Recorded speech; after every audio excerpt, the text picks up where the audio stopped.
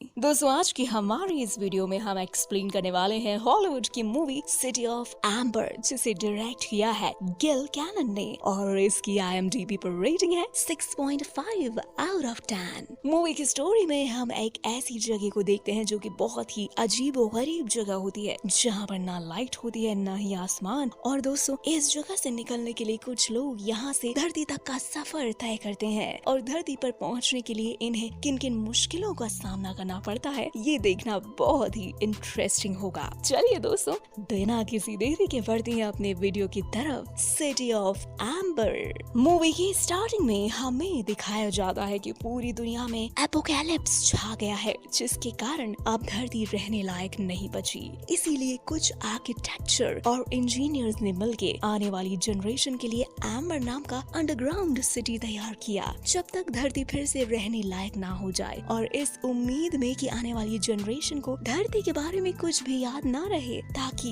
वो तब तक वहाँ बने रहे, तब तक उनका बॉक्स 200 साल के बाद खुलने का इनविटेशन ना दे। जिसके बाद वो बॉक्स सिटी के सबसे पहले मेयर को दिया गया और समय के साथ साथ यहाँ कई मेयर्स के हाथों पास आउट होता गया। और समय के साथ साथ जनरेशन ये भूलती गई कि इस बॉक्स में क्या था। और एक समय 7वां मेयर अगले बॉक्स को देने से पहले ही मर जाता है और इस पर कोई ध्यान नहीं देता।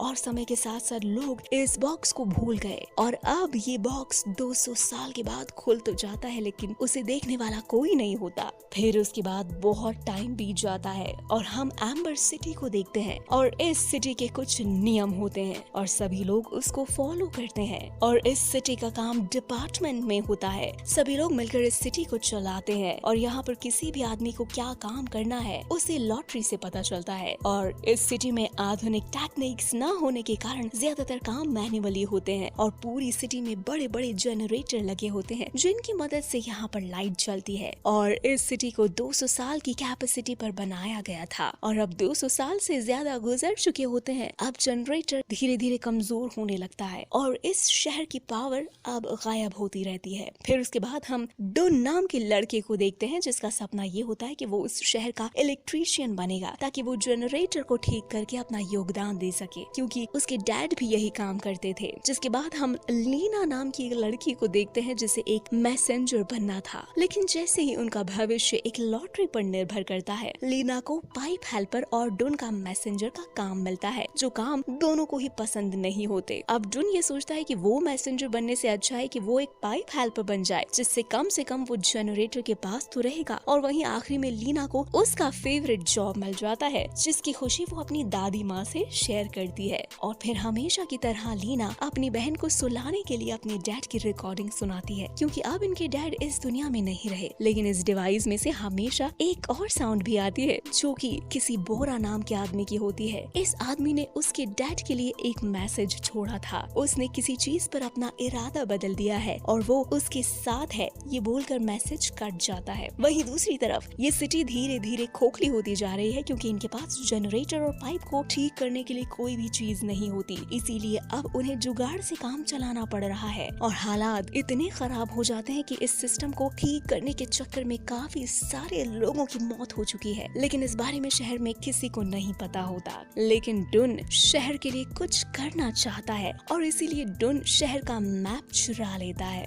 फिर टनल को एक्सप्लोर करने के लिए उसे एक लॉक चैम्बर मिलता है, जो सरप्राइजिंगली मैप से मिटा हुआ होता है। लेकिन तभी उसे वहाँ एक ऐसा टनल दिखाई देता है जहाँ पर पूरा अंधेरा छाया हुआ होता है और किसी को नहीं पता होता कि इसके आगे क्या है। और वहीं स्मार्टली वो दूसरी तरफ निकल जाता है। लेकिन कुछ दूर जाने पर उसे पूल दिखाई देता है, जिसके बाद ऊपर चढ़ने पर उसे सिटी का स्टोर रूम दिखाई देता है। जो सिटी का फूड सप्लाई होता है वो रूम खाली के बराबर होता है। इसका मतलब ये है कि सिटी का फूड सप्लाई कम हो रहा है। लेकिन तभी वहाँ गार्ड आ जाता है और डुन पर गुस्सा करके उसे यहाँ से निकाल देता है। लेकिन तभी पावर फिर से चली जाती है और इस बार काफी टाइम बाद लौटती है। जिससे लोगों में डर बढ़ने लगता है। काफी मुश्किलों से उसे जैसे तैसे चलाने लायक बनाया जाता है और अब इस सिचुएशन को समझते हुए लीना सीधा अपने घर चली जाती है, जहाँ वो अपनी दादी और अपनी छोटी बहन से मिलती है। और वहीं लीना की ग्रैंड माँ उसे एक बॉक्स दिखाती है, लेकिन उस बॉक्स के बारे में उसकी ग्रैंड माँ को भी पता नहीं होता। और तभी स्टोर रूम गार्ड लू पर मैसेज देने का असाइनमेंट लीना को देता है, जो कि मेयर के लिए होता है। ये मैसेज लेकर लीना मेयर के पास आती है, जहाँ उसकी नजर उन तस्वीरों में पड़ती है जो अब तक सिटी के मेयर रह चुके हैं, जिनमें से एक उसके ग्रैंड डैडी भी होते हैं, जिनके हाथ में वही बॉक्स होता है जो उसे कुछ देर पहले मिला था। इसका मतलब होता है कि ये बॉक्स उसके ग्रैंडफादर का था। लीना मेयर को संदेश देती है, लेकिन जब वो संदेश दे रही होती है तो मेयर के ड्रॉ में कुछ कैन्स दिखते हैं, जो कि तुरंत छुपाने की कोशिश करता है। वहीं दूसरी तरफ हम शहर में देखते हैं कि सारे फूड सप्लाई अब धीरे धीरे खत्म हो गए थे और अब हम देखते हैं लीना को, जो कि क्रिएचर के पर के टुकड़े को अपने डोन को दिखाती है, जिसको देखने के बाद डोन को समझ में आ जाता है कि ये किसका पैर है। वो बताता है कि ये एक बिटल का पैर है, लेकिन एक बिटल इतना बड़ा कैसे हो सकता है। और जब वो इसके बारे में अपने डैड से पूछता है तो उसके पास कोई जवाब नहीं होता और वो इसे इन सभी चक्रों में ना पड़ने के लिए कहता है और वो शहर में चल रही घटनाओं के बारे में भी कोई इंटरेस्ट नहीं लेते। वहीं लीना इस बॉक्स के रहस्य के बारे में समझने लगती है, जिसे वो सबसे पहले डोन से ही शेयर करती है, जिस पर कुछ मार्किंग और एक अजीब सा साइन और एक लेटर मिलता है, जिसे जोड़ने पर उन्हें एक बड़ी खोज मिलती है। ये एक एम्बर सिटी से निकलने का नक्शा है। लीना को यहाँ एक अजीब चीज लगती है, इस मैप को गोल तरीके से क्यों बनाया गया। लेकिन तभी डोन को अपने मैप के बारे में याद आता है और वो समझ जाता है कि इन दोनों मैप के कनेक्शन उसी दरवाजे से जुड़े हुए हैं जहाँ पर जाना मना है। इसीलिए अब दोनों छुपते छुपते उस टनल की तरफ जाने लगते हैं और जब ये लोग टनल की तरफ जाते हैं तो एक भयानक क्रिएचर इन दोनों की तरफ आगे बढ़ने लगता है और ये दोनों उस क्रिएचर से बचने के लिए उस स्टोर रूम में आ जाते हैं। लेकिन वो क्रिएचर यहाँ भी पहुँच जाता है, लेकिन इसके बाद ये दोनों टनल के रास्ते से बचकर निकल जाते हैं और तभी लीना को डून के हेलमेट पर उसके डैड का नाम दिखता है, जिस पर डून उसे बताता है कि पिछली बार पहनने वाला डूब कर मर गया था। लेकिन अब यहाँ पर लीना को ये कंफर्म हो जाता है कि ये हेलमेट उसके डैड का था और अब तक उसे सिर्फ ये पता था कि उसकी मॉम उसकी छोटी बहन को जन्म देते ही मर गई थी, लेकिन उसके डैड के मरने का कारण उसे नहीं पता था। और फिर यहाँ पर ये दोनों सोचते हैं कि सिटी में इतना पानी तो है नहीं, तो फिर उसके डैड डूब कर कैसे मरे।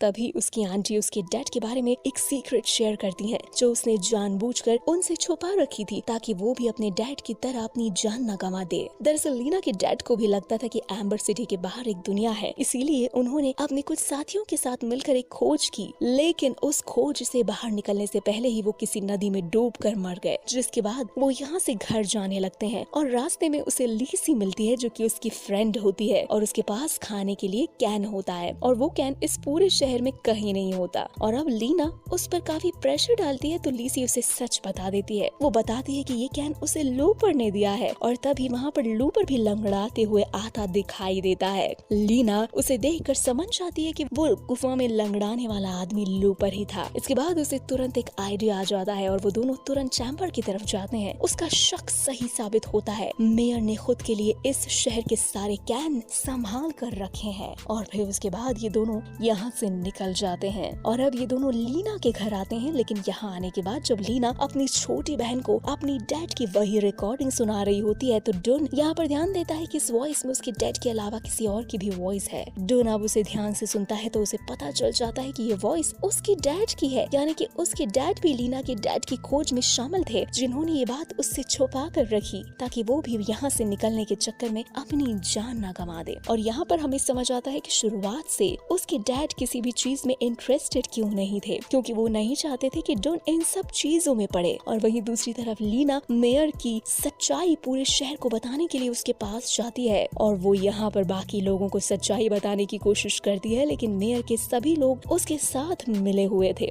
जिसके बाद उसके लोग लीना को मेयर के हवाले कर देते हैं। लेकिन उसी दौरान लीना देखती है कि मेयर के गले में एक वैसा ही लॉकेट है जैसा निशान उसके बॉक्स पे बना है और अब तुरंत लाइट भाग जाती है। लीना मौका देखकर मेयर के गले से वो लॉकेट निकाल लेती है, लेकिन मेयर के गार्ड्स लीना के पीछे पड़ जाते हैं और पीछा करते करते डुन के घर पहुंच जाते हैं। लेकिन डुन और लीना छुपते हुए किसी जगह पर पहुंच जाते हैं जहाँ पर डुन के डैड खुदाई करते थे और अब इनकी नजर उसी मशीन पर पड़ती है। अब उनके पास कोई चारा नहीं होता क्योंकि बाहर मेयर के आदमी इन्हें ढूंढ रहे होते हैं और इसीलिए अब ये खुदाई की मशीन पर बैठ जाते हैं। और अब यहाँ पर आगे जाने के बाद ये दोनों उस मेयर वाले लॉकेट को बॉक्स में से निकले एक अजीब तरह के टूल को दोनों को मिलाते हैं और इससे इन्हें जनरेटर का साइन दिखाई देता है। ये दोनों समझ जाते हैं कि बाहर जाने का रास्ता इसी जनरेटर से है। वहीं दूसरी तरफ लीना मेयर से बचते हुए अपनी बहन को जनरेटर के पास ले आती है, लेकिन इनके पास इसे अनलॉक करने का कोई तरीका नहीं होता। लेकिन तभी लीना को अपने क्वेश्चन का आंसर मिल जाता है कि ये मैप गोल क्यों है, क्योंकि वो यहाँ पर बनी मार्किंग से मैच करता है और इंस्ट्रक्शंस के अनुसार लॉकर के पीछे किसी लॉकर को ढूंढने लगते हैं। तभी लॉकर के बीच में उन्हें एक सीक्रेट चैम्बर मिलता है जहाँ कई और लॉकर्स दिखाई देते हैं और जैसे ही ये लोग अगले इंस्ट्रक्शंस के अनुसार लीवर को घुमाते हैं तो फुल मैकेनिज्म ट्रिगर हो जाता है और लॉकर एक एक करके जनरेटर रूम में जाने लगते हैं। अब चैम्बर में एंट्री करने के बाद उन्हें अलग दुनिया दिखाई देती है जहाँ पर एक नदी बह रही होती है और वो लॉकर एक बोट बनकर दूसरे लॉकर से जाकर टकरा जाती है और अब इन्हें समझ आता है कि ये बोट इन्हें सिटी से बाहर निकलने के लिए बनाई गई थी, लेकिन पानी का स्तर कम होने के कारण बोट उस व्हील के ऊपर नहीं निकल पा रही थी। अब मैप में ये लोग अगला इंस्ट्रक्शन देखते हैं जहाँ पर किसी रूम का जिक्र होता है और अब बाद में इन्हें समझ आता है कि ये कंट्रोल रूम है,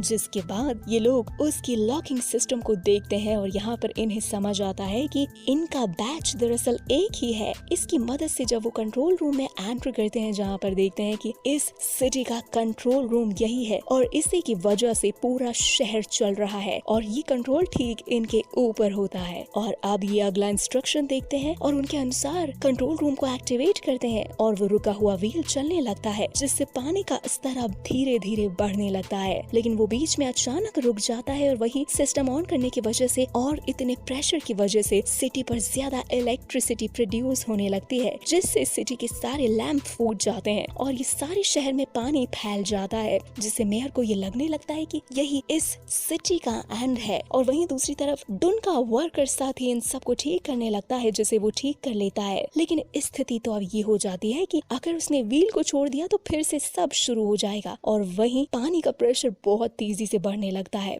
इसीलिए कोई और चारा ना होने के कारण ये यहाँ से चलने की सोचते हैं और जाने से पहले डुन अपने साथी वर्कर को भी यहाँ से चलने के लिए कहता है, लेकिन वो इनके साथ नहीं चलता और अब ये तीनों बोट पर बैठ जाते हैं और अब बहुत बड़ी लहर की मदद से ये तीनों व्हील के ऊपर निकल जाते हैं। लेकिन इन सब में इनका वर्कर साथ ही मारा जाता है और अब ये तीनों उस जगह से आगे निकलते हैं। उस स्लाइड से नीचे उतरते हुए एक जगह पहुंच जाते हैं जहां उन्हें बहुत दूर से एक रोशनी की किरण दिखाई देती है और जब वो उस जगह से बाहर निकलते हैं तो वो अपने आप को एक नई दुनिया में पाते हैं, यानी कि वो अब धरती पर आ चुके होते हैं और चारों तरफ उन्हें अंधेरा दिखाई देता है, जिससे उन्हें लगता है कि ये जगह लाइफलेस है। लेकिन कुछ देर बाद सूरज उगने लगता है और तब इन्हें इस दुनिया की खूबसूरती दिखाई देती है। और दोस्तों, क्योंकि अब 200 साल पूरे हो चुके थे तो ये दुनिया रहने लायक बन चुकी थी और अब ये दोनों बाहर निकलकर किस करते हैं और तभी एक चिड़िया वहाँ से उड़ के आती है और ये लोग इस चिड़िया को फॉलो करते हुए एक बड़े से गड्ढे को देखते हैं जहाँ से इनका शहर बिल्कुल साफ नजर आता है।